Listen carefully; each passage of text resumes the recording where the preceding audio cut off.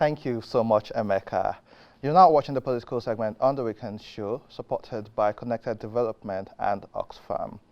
Like Emeka said, it is time to talk reconciliation. But before we talk about reconciliation, we must address the problems which we have faced, which we are facing, and how to deal with it. And so on the political segment, we'll be talking about addressing the drivers of shrinking civic space in Nigeria. We have joining us Diep Shimbayan, who is from Cable NG. Thank you. Thank you and welcome. Yeah, pleasure. We'll have returning to the show Chioma Agwebu, who is the convener of the State of Emergency for Sexual and Gender-Based Violence, and she's also the Executive Director of TECA. Welcome back to the show, Chioma. Thank you. Also joining us, we have the Director of Special Duties, State Operations of the National Orientation Agency, David Akoji. Welcome to the show, sir. Thank you for inviting us. Mr. Akoji, let's start with you. We are at a time where some people, and most people will say we are so divided, much more than we have seen since the Civil War. For people like myself, I fear that the seeds which have been sown in recent times may not look as bad as we actually see it now, but it could get worse in the next 8 to 10 years, because the Civil War didn't start in one day. Crises within communities don't just start, and they say castles don't crumble in a day. They build, and then you get the cracks, and then it crumbles. What we saw during the 2023 elections was abysmal and disgraceful, especially in the country where we know that politics and election is about resource control, not necessarily the religion, ethnic and tribal divides narrative that is being spewed out. As a director of the National Orientation Agency, what do you have to say about all of this? You see, we are not oblivious of the intense, sustained and severe assault on all the elements that we were putting in place to enhance national cohesion by 2023 general elections. And we worked very hard to tone it down. Unfortunately, the political class didn't seem to care. You know, divisive narratives was evident in their political campaigns, you know, and they were using all sorts of elements to drive this. They were using fake news, disinformation, misinformation, malinformation. They were also using hate speech to drive, you know, the division and to amplify our natural fault lines. Fault lines are not absent in most countries of the world, even in some of the most advanced democracies. But they have their ways of dealing with it, of toning it down. One of those ways is enhancing inclusion. We have seen the emergence of a black man of known African origin become president of the United States of America, and I'm talking about Barack Obama. We have also seen examples, as we have today, of another black woman emerging vice president. You know, I'm talking about Kamala Harris. You know, that's contemporary, you know. So they have their ways of dealing with these things. I can tell you this for sure. Government is aware of the wedge that has been put by politicians on the cords that bind us together. Fragile as those cords were before now, they were there to some extent, you know, but the kind of things that we saw, the polarization, you know, the narratives around religion, around tribe, around region, you know, as a completely away from the quality substantive narratives of our existential realities, the realities of growing poverty, you know, the realities of deficit infrastructure, you know, over the years, as manifest in provision of pipe-borne water, public pipe-borne water, in provision of good roads, you know, of transport and things like that. Our economic realities, as we see them today, this did not form the center of conversation in the entire period that we saw. You know, now, what did we do as National Orientation Agency? We have responsibility and we're aware. We also have a mandate by the law that established the National Orientation Agency to engage citizens, you know, and to also engage politicians. One of the things we did was to invite the political class through their political parties for an engagement. And we held this discussion with them. Look, can we have more quality conversation in our political space? What's going on right there, right now, of the name callings, of accusations, of whipping up hate speech, of malinformation, of disinformation using deep fakes, videos, pictures and text.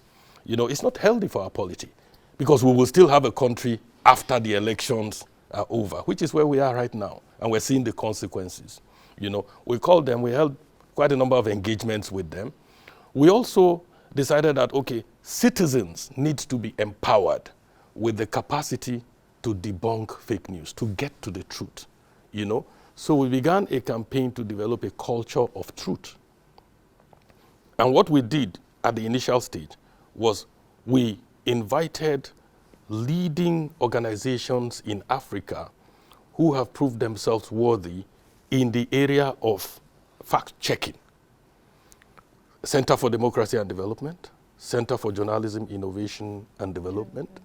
And we began to work with these guys to organize a national course on fact-checking. Thus far, we have graduated 8 classes, and we found that it's important also to begin this from government itself. And so we targeted strategic agencies, within the structure of government, the intelligence community. I'm talking about DSS, NIA, DIA, and then the military, the police, and the paramilitary organizations, with critical responding organizations also, like the Ministry for Humanitarian, Affairs and all of that. And so we carried out robust fact-checking training, capacitated them with skills, and then we cascaded this using web-based solutions to reach out to people in communities also. Now, when we saw that the success achieved with that was minimal, we took the campaign to the streets with stickers, flyers, and posters, talking to people in motor parks, markets, and all of that.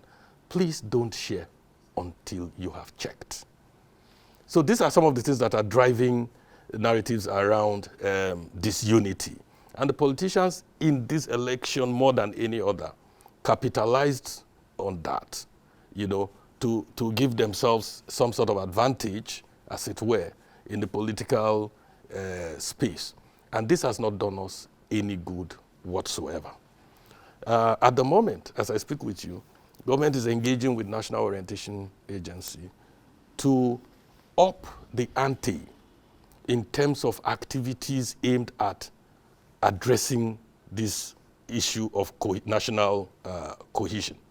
And we're working on broad strategy that will be sustained and that will be long-term, because you can't deal with these issues in a using short-term measures. We're going to be designing campaigns that will span for 4 years, you understand, consistently. And this campaign will carry elements of policy review, putting policies in place, examining policies that enhance feelings of exclusion, which also now lead to dissonance and then people feeling that they don't need national cohesion and all of that. And then it also would involve sensitization, orientation, on various platforms using various messaging strategies. Director David Akoji, first of all, I must commend you for not gaslighting Nigerians when you say that we are not oblivious about what's going on. Because in most cases, we have people who are representatives of government organizations or institutions, and they come and they pretend like none of this is happening. So the fact that you acknowledge it and you've mentioned steps that we're taking and being taken is commendable, because it's extremely important that we are truthful to ourselves when we have this conversation. And I do commend you for being honest about it and the steps being taken. Chioma, we've moved from an era where civil society has always been active in holding government and citizens accountable. From the 90s, I know of when the elections were annulled in 93, and then to our generation where people like you and I, we've been in the activity space for over 15 years, from Light Up Nigeria to Enough is Enough to Not Too Young to Run, and then the Electoral Amendment Bill. However, with social media, anybody with 5 to 10,000 followers now becomes an activist and becomes a voice for the people. And most of them, it may be unethical, which is why, and a lot of us didn't support this, there was a bill to regulate NGO and CSO space in Nigeria. However, in the 2023 elections, I noticed that it seems CSOs took the back seat and the masses and the people led the conversation and narrative, which is why Connected to Development and Oxfam has said the civil society space, the civic space is shrinking. Do you agree with that? What do you feel is the reason for the civic space even shrinking? Because you and I, we had this conversation offline because I was like, where's everybody who we knew, who were active and had these voices in the last 8 to 10 years? So this is an interesting question, and thank you for asking. And I must thank, the DG from the director from NOA, not the DG, I beg your pardon, because it was really enlightening listening to all the things that you've said, especially the fact that, NOA acted on the early warning signs. I really, really appreciated what you said. But to your question about the shrinking civic space, I think we must first understand what the civic space is. So I have two answers to your question. The first of them is that the civic space is actually it's a dynamic space where citizens, civil society, and even government can have conversations. It's not a place where opinions must be streamlined. It's a place where people bring up their diverse opinions. People have conversations. People talk about government policies. People talk about, things that affect them within communities, within states. And where there is no agreement, they can then decide, well, I want to protest. I want to write a letter to my legislator. I want to go to the press, all sorts of things. That's what a healthy civic space looks like. It's a place where you can debate. Government has said, for instance, we are going to sell bread for 2 naira 50 kobo. You go to the civic space, you go to the public sphere, and you discuss and say, you know what, bread should be 1 naira 80 kobo. So we're going to protest, or we're going to do this, or we're going to do that. That's a healthy civic space. The error we've had in Nigeria for a while has been that people have outsourced advocacy to other people. People have outsourced active citizenship to other people. And I used to say it, on social media a long time ago that, sometimes you're talking about, for instance, I might be talking about women issues or sexual and gender-based violence. And then someone says, oh, but you're not talking about the absence of water. And then I say things like, I wasn't born with an activist tag on my foot. Everybody living in a country should be an active citizen. The tag activist sometimes can be very misleading because it presupposes that one person is supposed to speak for you. As a citizen and within a functional democracy with a functional public sphere and civic space, citizens should be able to speak up for themselves. So that's one part of the question, which is that it's actually great to see that more citizens are speaking up, more people are forming collectives and mobilizing and addressing issues that matter to them. That's one part of it. The second half of it, which is your question about, where is civil society?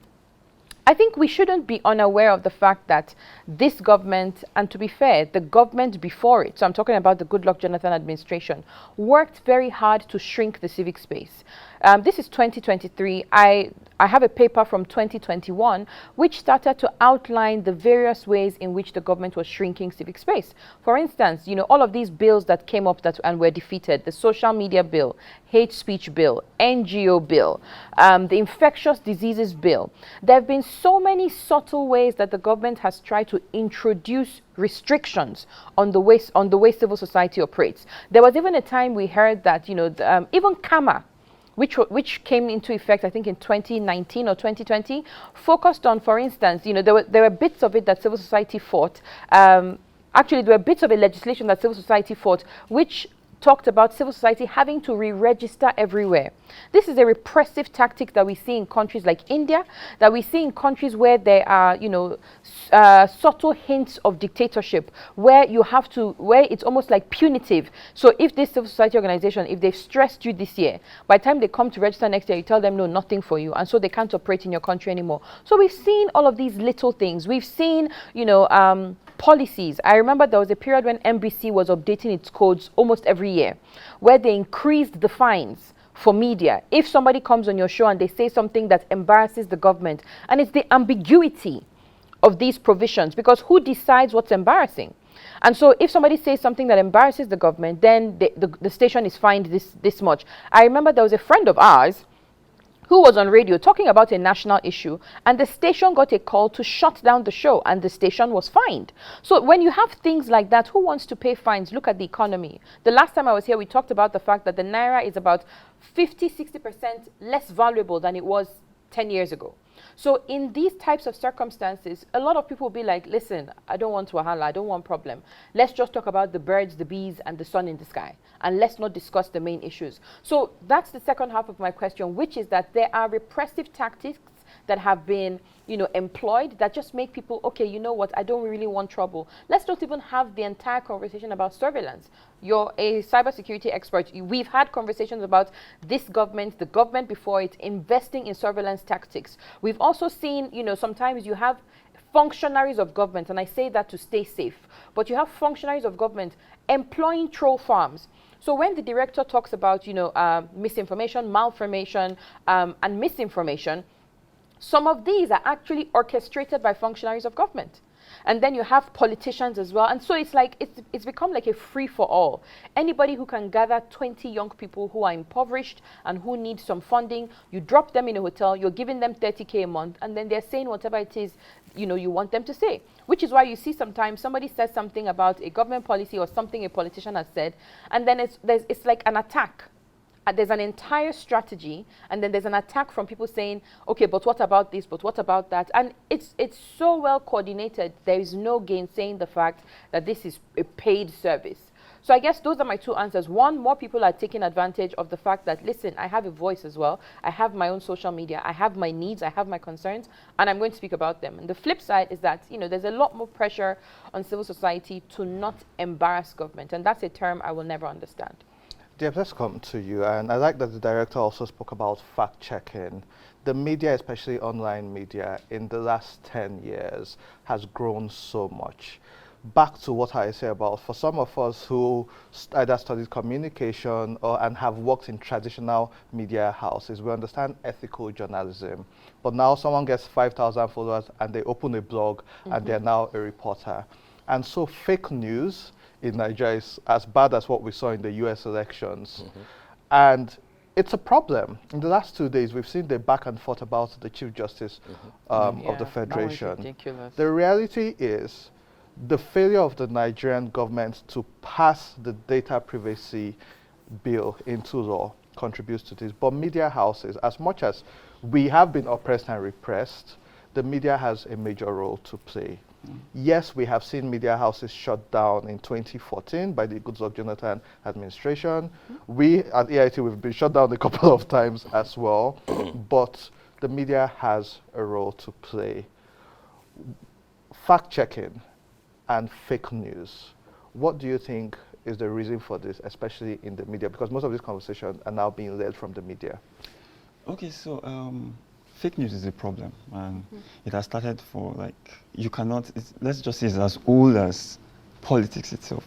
Because when you are trying to drive a narrative, you are looking for information that you can use. And when we're looking at fake news, there are different kinds of fake news. You have disinformation, you have misinformation, you have malinformation. So I'm on your show right now, and I can come and say, okay, this thing is fact. But what am I trying to use the information to achieve?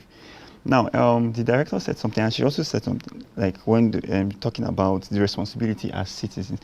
I think as citizens, we should we should have a very critical mind. We shouldn't take everything that we see. Like, for example, you read something in a particular news outfit, let me put it that way, and you read it, and you're like, okay, this person said this. Okay, let me even see. Let me corroborate. Let me see what it is. So I feel like to a large extent, the director said something about their strategy to combat fake news. But at the end of the day, you take your horse to the river. You're not going to force it to drink. Nigerians should be able to detect and see through some of these things. There was a piece I was almost writing, but I got so carried away with election duty, and I didn't. And I was going to title it "Heaping Coals of Fire on Campaign Spokesmen." They basically were part of the problem in this last section. They were part of the problem. Like from all the parties across board. You see somebody release a statement and you're almost almost rewriting everything because you don't want to be sued for something. Because anything that we are like gatekeepers, we have to watch what people consume. And if you do not check some of those things, they go out there and somebody reads it and somebody is riled up unnecessarily.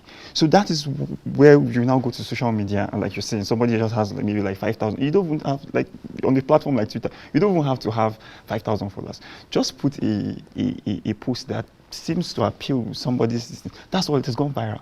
I saw a post like 2 days or 3 days ago, and somebody was saying, okay, we're going to, this is a very good man, like was wearing a wig, supposedly a lawyer. And I was just going through the thread, and somebody was like, no, but this is a justice in the industrial high court. How do you say he doesn't want to be a team, he doesn't want to be a part of the team of a presidential candidate? So that is how people use misinformation to actually achieve an agenda. And if you are looking at these things and you don't have a critical mind, then there's a problem. So at the end of the day, the media is going to do its work. The NOA is going to do, all the stakeholders are, as much as possible, are going to do their work, but there's a limit that we can actually check these things. You have to be responsible. Like I remember during the election, I did a number of fact checks. There's one, he mentioned something about civic, and there was a particular audio that went viral, and they said somebody was somewhere trying to read the election, and mainly just listening to it, like just with a critical mind. I just like, before I even had to use tools to check this, I could tell that this is fake, but people consumed it and people used it to push an agenda. So it's very, very dangerous, to be honest. So addressing shrinking spaces, do you think that the media should actively play a role in countering fake news as opposed to saying we've not been paid for it or it's not our business? Because a lot of media right now has to do with who pays the most. A good example, and it's important to call the names of these things, Nairaland posted some adverts that were very divisive, specifically with posts saying Lagos cannot be ruled from Anambra. Yes. The owner of the website came online to state that it's automatically uploaded. But you should have moderators to be able to modify it. Yes. You as a media house should be able to write your own counter article and say, we don't think this is good. And so, back to you, how do you think that the media should play an active role in countering this narrative? Because it affects the civic space as well. Yes, the media has a ton of work to do in addressing this particular problem. And to be fair, I think the media has actually tried, and that's what I was trying to say earlier. Like, there has to be responsibility on the part of the citizen. We did at the cable, we did a thread, and it went for we did almost, if not more than at least 10 stories, just fact checking. Unfortunately, because of time, we have a live broadcast coming on now, but we'll have a part 2 of this to talk about the proactive steps and the ways to fix it and how we can collaborate together to make this work. So our viewers at home, thank you for watching today's episode of The Weekend Show. We'll join you next week. Follow us on social media at Weekend Show NG on Facebook, Instagram, and Twitter. My name is Andy Madoki. Have a blessed weekend.